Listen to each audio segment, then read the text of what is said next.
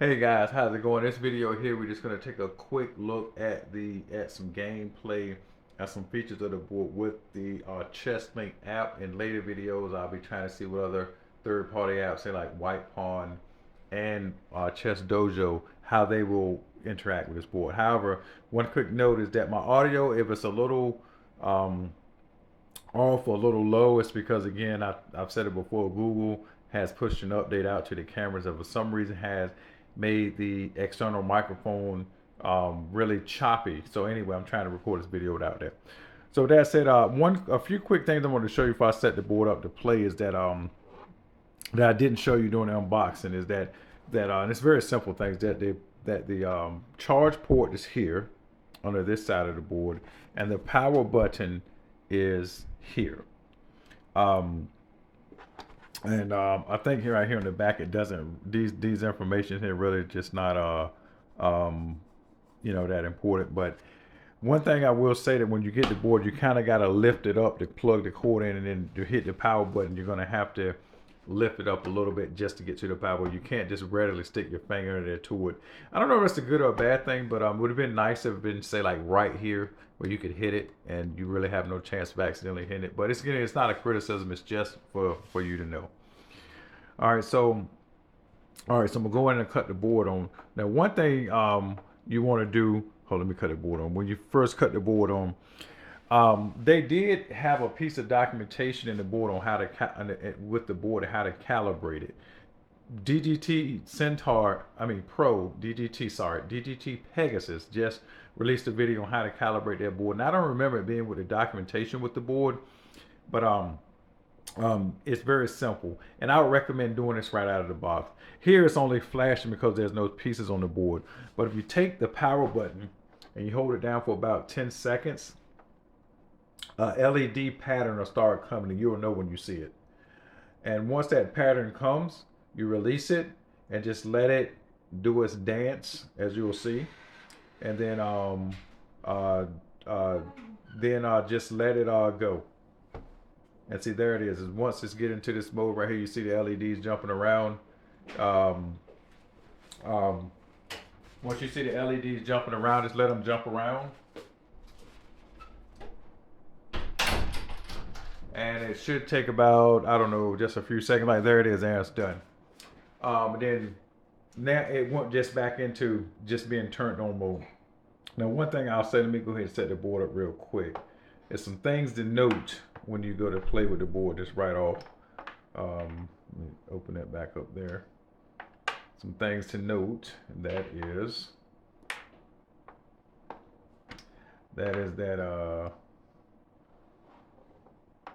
set the board up really quick. Wait a minute, must got two. Where's my the other queen? Yeah, the board did come with two queens. I thought I had both of them on the board. Hopefully I won't need both of them. Maybe this game I'll play will be a board without multiple queens, but you just never know. If I need two queens, I guess I'll have to run and get the other one really quickly. It's just right over in the other room. All right, so with that said, the board is set up. Now, what I will say is this. You see right here, this, well, first of all, I'll tell you how to promote to a queen. Say if you push a pawn, say, this is for example, say you push a pawn into the 7th rank, or about to. Don't push it in. You just set the queen on it, and it automatically gives you a queen. However, if you're going to move your pawn, what you do is you pick your pawn up, and you push the respective piece here, which is a knight, bishop, or rook, and then you set the piece down, and it'll give you that under promotion. Just wanted to point that out. Another thing to point out is that when this light here is lit up, because this light right here is to flip the board if you want to play black on this side or white on that side. When it's lit up, that means you're playing with the board inverted. So you want to unhit that, uncheck that. So when you're playing, say online, you want to play the white pieces, you need to have this one not lit up. This one right here also does the LEDs, as you can see. So if you just hit it multiple times, I think it has 10 levels. I like it about on that level right there. And the Bluetooth is here. So if you hit the Bluetooth thing here, cut it on and off. One thing I did notice when I first pulled the board out, for some reason it got some actuation up here at the top a little bit. But if you just kind of not, you don't have to press it too hard, but it's probably designed to where like you just can't easily touch it and activate any of this. All right, so that said, that's the board setup, and I gotta say I've tested the game with it so far, and it is very responsive. Um, the pieces you can if you capture, you can pick the piece up, move the piece to that square, or pick up the capturing piece, take off the piece to be captured, and move the capturing piece to that square. You can do it either way you want. All right, so we're going to connect here to this right here. So we're connected. All right, so we're just going to play on Lichess, new game, and I'm going to go a 5-5 game as white, create challenge. And I'm glad they added all these features to this app here. Now again, like I said in a future video, we are going to be looking at you know, how this board reacts with our third-party apps such as White Pawn and Chess Dojo. These sounds, you probably I don't know if you hear these sounds or not, but I think they should be able to be turned off. Now, one thing I will say, one thing I'm curious about, can you turn the LEDs up and down during actual gameplay? It appears you can. So I'm gonna set them on max, about on max here. All right, so let's make a move. Let's see what my opponents looks like. And I'm gonna turn them all the way down at just to see, verify that you can do that. Okay, they're all a bit brighter, I think. So now we're gonna hit it, turn them all the way down to the low. Okay, so we see it. We'll for surely know that we can turn the LEDs up and down during gameplay. Yep, it's down. All right, so let me turn them back up real quick. Okay, let's go ahead and castles. And one thing that do not forget, when you're playing with white, you want this right here not illuminated.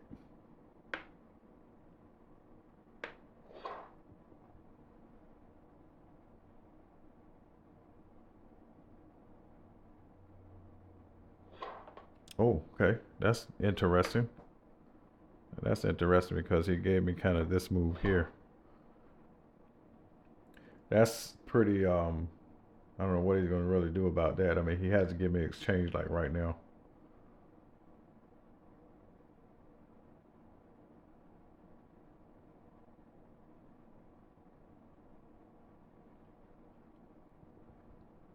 Let's see what he does here.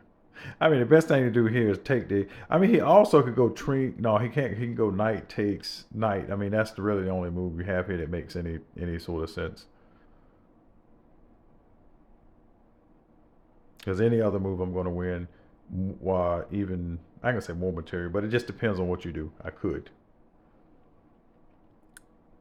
So that's why I say whenever you see somebody do this D4 system, that white bishop, you know, early on, if you're just not paying attention like this, I mean, you could really get into some trouble early. Again, it's not over with. Don't get me wrong, the game is not over with, but he definitely just gave up pretty much the exchange for nothing. At least the exchange. If it depend on what he do, he's thinking quite a while. So let's hope that he doesn't make another mistake and make it at least a competitive game here.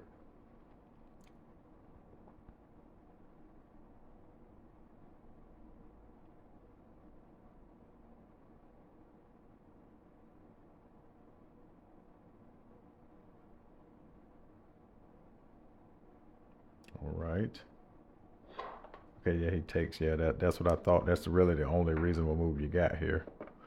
Then I'll take this.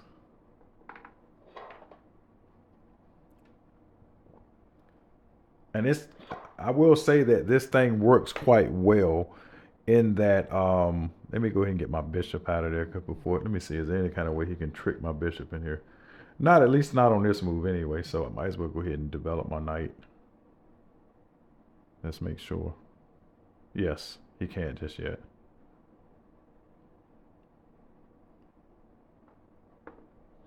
Let's do that. What else I was going to say here? Yeah, the pieces, the the piece recognition is very sensitive. So the one thing to note is that if you make a mistake here, uh, if you make a mistake here, like for example, knock a piece over on a square, you're gonna make a move to a square that you didn't necessarily mean to. So I'm gonna go here and go check.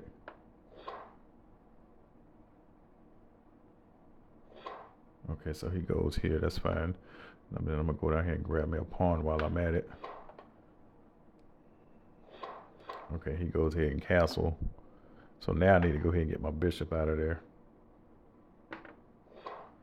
In some weird way, he could, you know, you can't get your queen trapped in some cases like this, but I'm okay in this case. In fact, I might even break up another pawn here depending on what he does. Because again, I'm threatening to go a6, and that might be kind of hard to deal with.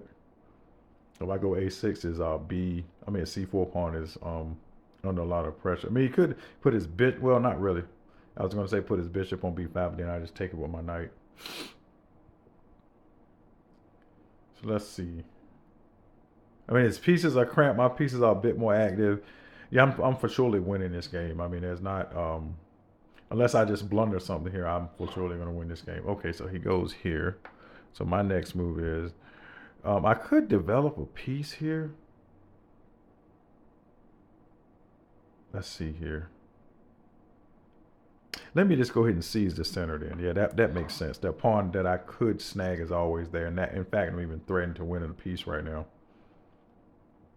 And I'm just seizing the center a little bit on him. So we'll see how this goes.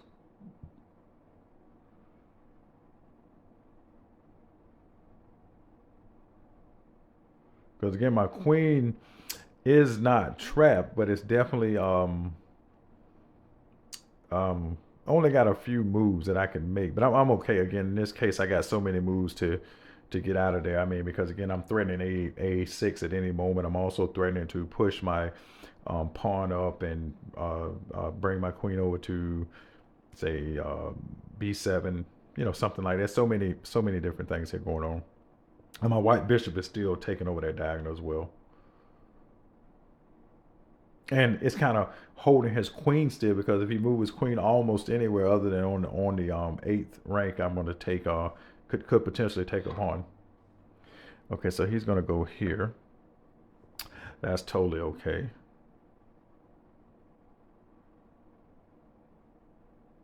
All right, so what we'll do is we will, let's see, because I could make him put his bishop in a situation that's not optimal. We'll just go here now. That's what we'll do. Now he can save the pawn. In this case, he can save it because he can take my knight with his bishop and then push b5. But again, he'd be trading pieces, and especially a bishop for a knight and being exchanged down. I mean, that would be obviously not good for him or her. I don't know if it's her or well. Yep, white resigns.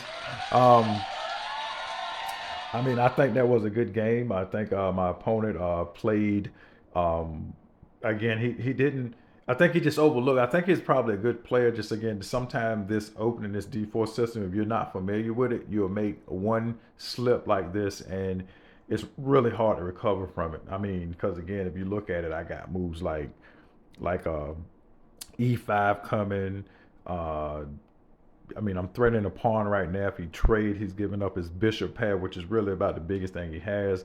My bishop is basically developed where it stands. I don't even have to move it. Yeah, I mean, it's just my queen is just making everything on that side of the board kind of stand still.